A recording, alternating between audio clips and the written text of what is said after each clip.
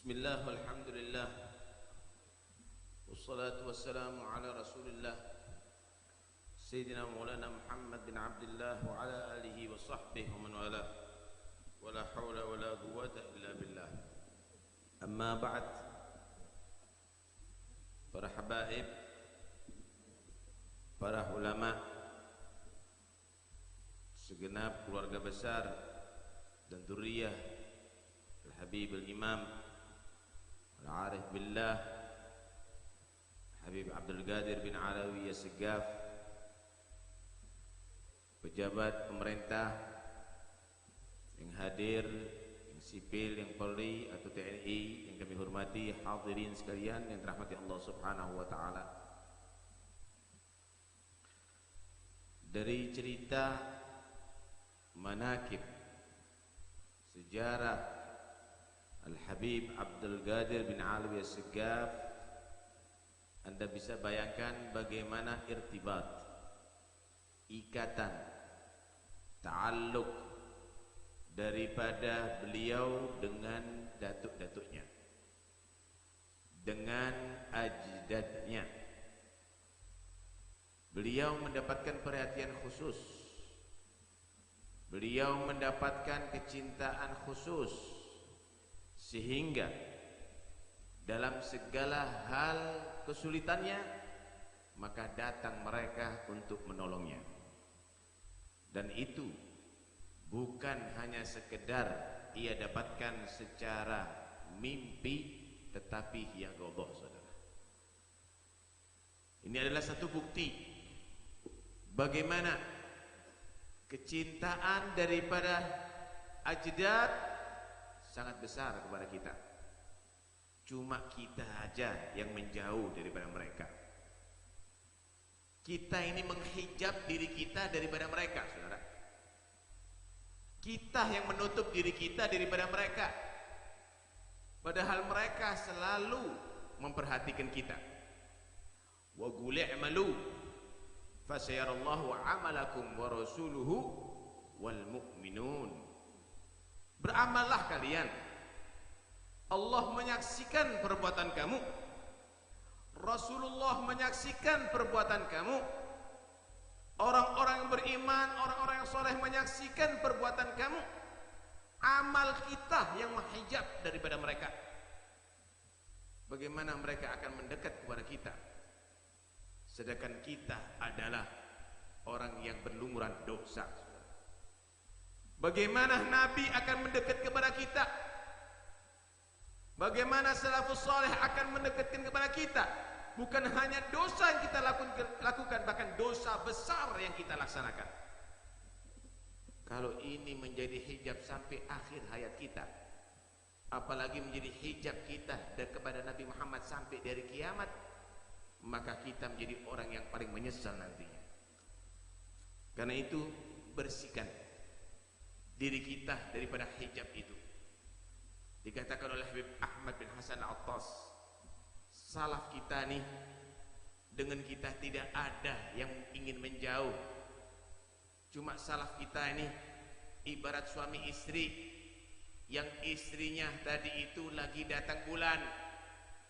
Ketika datang bulan, mereka menunggu, kalau sudah suci maka ia akan datangi kembali. Wa idza tatahharna fa'tuhunna min haitsu amarakumullah. Begitulah juga terhadap anak cucunya, orang tua kita semuanya, salaf-salafnya kita. Kita rupanya dalam keadaan datang bulan, saudara, dalam keadaan haid. Karena itu mereka tidak akan datang kepada kita kecuali kita sudah suci. Kita harus mensucikan diri daripada dosa, mensucikan diri daripada sifat-sifat yang tidak baik dalam hati kita. Maka mereka akan datang untuk memberikan asrar kepada kita. Mereka akan datang untuk memberikan wilayah kepada kita. Mereka akan datang untuk kita mencapai apa yang dicapai oleh mereka. Hadirin sekalian rahmati oleh Allah Subhanahu wa taala.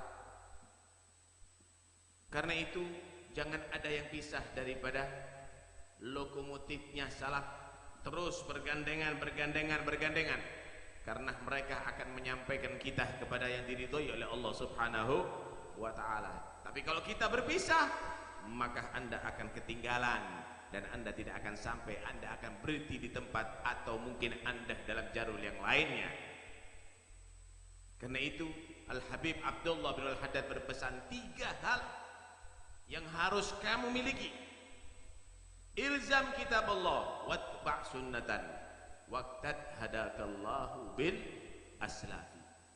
Lazimi kitab Allah Al-Quran, ikuti sunnah Rasulullah, hadis, dan salafnya kamu ikuti jejaknya. Al-Quran dan hadis itu sudah usuluddin. Siapa tidak mengakui maka hukumnya kafir. Tetapi untuk memahami Al-Quran dan hadis tidak semua orang, saudara.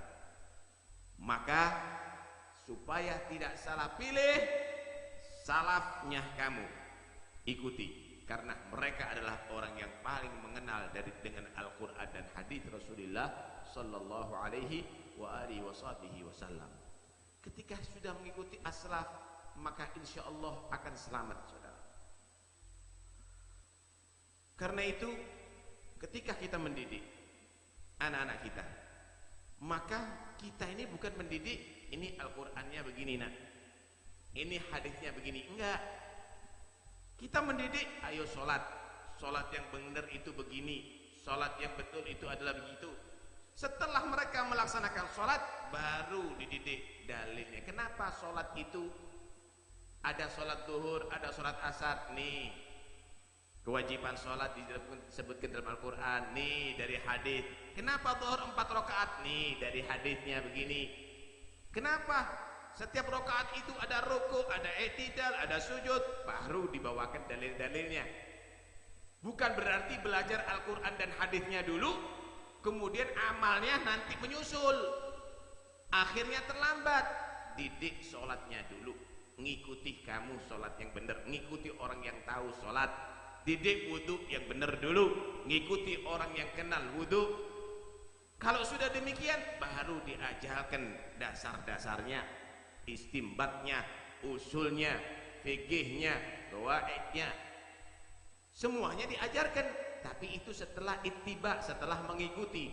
Begitulah kita dididik. Ajari salafnya kamu, bagaimana perbuatan mereka, bagaimana akhlaknya mereka, bagaimana yang dilakukan oleh mereka, apa yang dibaca oleh mereka. Ikuti itu semuanya.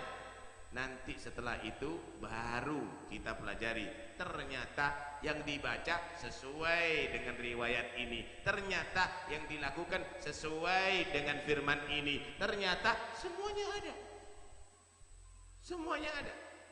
Karena itu jangan sok belajar Al-Quran dan hadisnya dulu, terlambat nanti. Sholatnya udah 40 tahun nanti, wudhunya udah 60 tahun. Ikut dulu, baru nanti mempelajari. Waqtad hadakallahu bil. Mulai kecil didik anaknya cinta dengan salaf. Mulai kecil anaknya tadi itu didik untuk mengikuti salaf. Ini bukan mengajarkan fanatik. Ada perbedaan antara ta'assub dan tamassuk, saudara. Ta'assub itu fanatik. Fanatik itu nggak benar. Fanatik itu adalah mengikuti orang sekalipun dalam kebatilannya. Itu namanya ta'assub. Udah kalau si fulan insya Allah telanjang pun kita ikut. Loh, itu nggak benar. Kalau si fulan minum khamr pun nggak apa-apa. Kalau si fulan narkoba pun boleh. Ini nggak benar. Ini namanya ta'assub. Tapi kalau tamassuk tidak, mengikuti haknya, mengikuti kebenarannya. Oh, kita mengikuti karena fulan ini adalah benar, karena mereka adalah orang yang dekat kepada Allah, karena orang itu adalah sesuai dengan syariat Allah, baru ngikuti kebenarannya. Itu namanya tamassuk. Ulaika alladziina hadallahu fa bihudahum muqtadih. Itu ada perintah dari Allah. Mereka orang yang diberi hidayah oleh Allah, diberi petunjuk oleh Allah, ikuti, nggak apa-apa. Tapi kalau udah jalannya zigzag diikuti, ya nggak benar jadinya. Karena itu pilih-pilih untuk diikuti. Jangan semua orang, wali pun belum bisa diikuti. Yang bisa diikuti Nabi, yang cocok dengan syariatnya Nabi. Contoh nih, ada wali majdub sholat sambil jalan-jalan, inti jadi makmum, batal apa sah sholatnya? batal. Itu wali bukan untuk diikuti. Terbukti bagaimana Khidir alaihissalam dengan Nabi Musa. Yang diikuti Nabi Musanya, bukan Khidirnya. Untuk urusan Khidir taslim, bukan untuk diikuti. Nanti ada orang bunuh orang, ngikuti Khidir, begitu. Nanti kalau ada orang mecahi perahu, ngikuti Khidir, begitu. Ini nggak benar. Yang diikuti itu adalah sesuai dengan syariah. Siapapun, Habib siapapun, Kiai siapapun, Gus siapapun, Ustadz siapapun yang tidak sesuai dengan syariah bukan untuk diikuti. Inti mau husnudzon dia wali, nggak ada masalah. Tapi taslim bukan untuk diikuti. Keliru. Ngikuti yang sesuai dengan syariah, ngikuti yang sesuai dengan ajaran Nabi Muhammad sallallahu alaihi wasallam. Ini yang harus diingat, saudara. Karena sekarang ini kadang-kadang dikaburkan.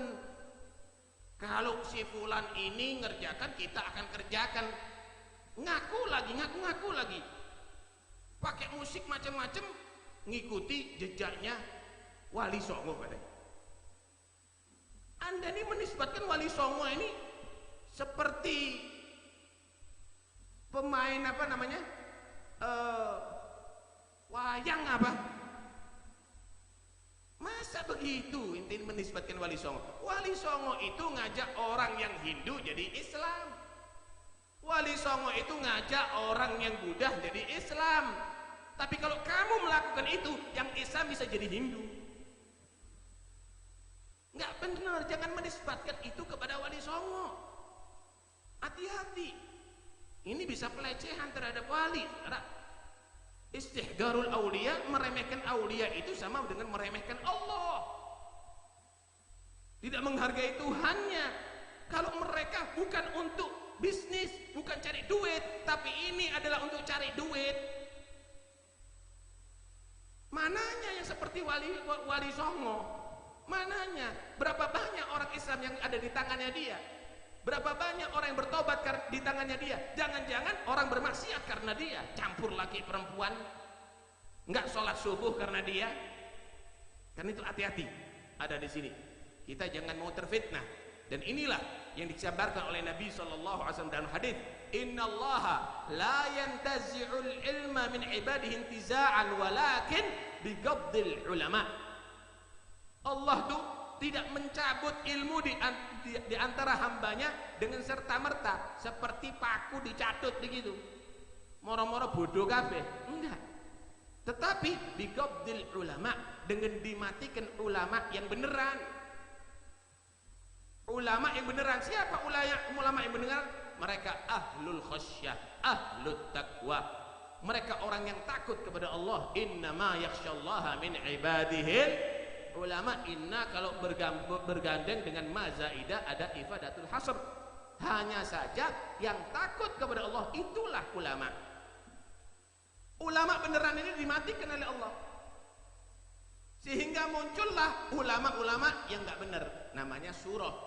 Kalau tadi itu hakikoh ulama beneran, ini namanya surah, gambarnya ulama. Tahu gambar sama hakikoh nggak? Asli sama gambar, paham nggak maksudnya? Ada mangga asli, oh rasanya nikmat. Ada gambar mangga, kamu makan, nggak nikmat. Gambar surah, paham ya? Ada anggur asli, kamu makan, nikmat. Ada anggur-angguran plastik, kamu makan, bahaya. Paham nggak? Ada ulama asli, ahlul khasyah, ahlul taqwa, ahlul istiqamah, kamu ikuti, bagus. Tetapi kalau memang surah hanya gambarnya saja, hanya pinter ngomong, hanya pakaiannya, hanya gelarnya, tapi bukan khasyah, bukan takut kepada Allah, tidak istiqamah, berantakan ibadahnya, maksiatnya yang nyata, maka jangan diikuti, bahaya. Karena itu adalah gambar. Di hari kiamat nih, Allah mencabut ilmu di antara hambanya. Bukan ilmu baca kitabnya, bukan ilmu nahwunya, bukan ilmu fikihnya, bukan saudara, bukan. Banyak yang ngerti, banyak bisa baca kitab, tapi ruh ilmunya dicabut oleh Allah, barakah ilmunya dicabut oleh Allah, nur ilmunya dicabut oleh Allah. sehingga sekalipun baca kitab amalnya seperti orang bodoh, sehingga bisa ceramah tapi ceramahnya seperti orang bodoh, yang dibicarakan porno dalam ceramahnya, bicaranya seperti orang yang ada di pasar. Lah kalau bicara porno nggak usah baca kitab, ente nggak perlu mondok saudara kalau bicara porno. Bukan itu. Kalau sudah ilmu ini dicabut, rohnya ilmu dicabut oleh Allah, ittakhadhan nasu ru'usan juhalan, manusia akan mengangkat yang jadi tokohnya orang-orang yang bodoh. Tahu siapa orang bodoh? Orang bodoh siapa? Apakah orang nggak punya ilmu? Bukan, saudara. Orang yang bodoh itu adalah orang yang punya ilmu yang nggak ngamalkan ilmu. Itu orang bodoh. Ada tulisan di sini. Awas kabel, aliran listrik tinggi, tegangan tinggi, bahaya. Ada anak kecil pegang mati, wajar apa enggak? Wajar. Ada orang gila pegang mati, wajar apa enggak? Wajar. Ada orang buta kepegang mati, wajar apa enggak? Wajar. Ini ada. Awas, listrik tegangan tinggi, bahaya. Gambar tengkorak lagi. Bahaya nih ya, dipegang mati. Yang goblok yang mana? Yang pertama, kedua, ketiga, atau keempat? Yang keempat nih paling goblok nih. Kenapa? Ngerti tapi dia tadi itu ngelanggar. Itulah kebodohan yang di akhir zaman akan nampak nanti. Orang yang punya ilmu tapi nggak ngamalkan ilmu, mereka adalah jahala, mereka adalah orang-orang yang bodoh. Mereka bukan orang berilmu, pewaris Rasulullah, bukan.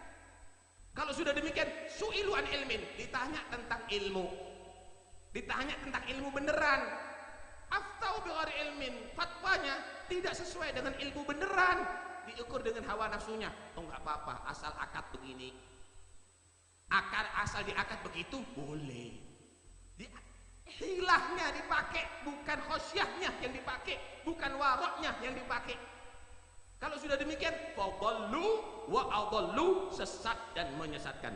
Ini yang sudah digambarkan oleh Nabi Shallallahu Alaihi Wasallam.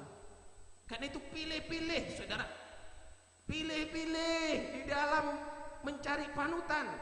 Semua golongan al-afu minna, semua golongan hatta habaibnya, pilih-pilih. Jangan semua orang. Kita diadakan hal ini supaya kita bisa memilih siapa yang kita jadikan panutan. Jangan asal semua orang berbicara kita ikuti. Lihat nih, beneran nggak ini omongannya nih, sesuai dengan syariat nggak? Kalaupun wali tidak sesuai dengan syariat, bukan untuk diikuti. Kita taslim, silahkan, nggak ada masalah. Tetapi kita tidak boleh mengikuti kecuali yang sesuai dengan syariatnya Rasulullah Sallallahu Alaihi Wasallam. Itulah perlunya kita mengenal salafus soleh. Itulah perlunya kita mengenal daripada orang-orang pendahulu kita, tokoh-tokoh kita. Karena itu, ayo kita kembali lagi. Udahlah, khilaf masalah Ahok wa ma huwa Ahok udah selesai. Kita kembali lagi. Jangan keluar daripada jalur. Udahlah, jangan mudah-mudahan. Jangan kita menjadi penjilat dengan dasar agama. Bahaya, saudara, bahaya. Bahaya. Ada satu hadis Rasulullah yang menjadi penutup daripada ceramah ini. Nabi Shallallahu Alaihi Wasallam bersabda, "Idza habat ummati an taqula lidh-dhalimi ya zalim, faqad tudi'a minha, ay dhahaba khairuha wa tanahalakuha." Kalau sudah umatku ini sungkan, enggak berani, bungkam mulut kalau ketemu orang yang salah untuk menyatakan, "Hei orang yang salah, tobat kepada Allah." Kalau sudah bungkam, umatku ini enggak berani untuk menyatakan, "Hei kamu, kembali kepada ajaran syariat," maka sudah dekat kehancuran umat ini dan jauh kebaikan daripada umat ini. Anda dicatatkan umat terbaik, kenapa sih? Kuntum khaira ummatin, kamu menjadi umatnya Rasul terbaik. Kenapa? Apa alasannya? Kok lebih baik daripada umat yang dahulu? Apa karena ibadahnya lebih unggul? La, wallahi. Apa karena umurnya lebih panjang? Tidak. Apa karena kekuatannya lebih hebat? Tidak. Kamu menjadi khaira ummah, sebagai sebaik-baik umat karena ta'muruna bil ma'ruf wa tanhauna 'anil munkar wa tu'minuna billah, karena kamu menjadi umat yang ngajak manusia berbuat baik, mencegah manusia daripada kemungkaran, dan menjadi orang yang mantap imannya kepada Allah. Bukan berpura-pura, bukan berpura-pura, bukan sok nggak tahu, bukan dibener-benerkan sekalipun batil. Maka dhahaba khairuha, Anda menjadi umat yang dicabut kebaikannya oleh Allah Subhanahu wa taala, dan pantas untuk mendapatkan adab Allah sebagaimana umat yang dahulu nantinya. Karena itu ayo kembali lagi, udah urusan yang itu sudah selesai.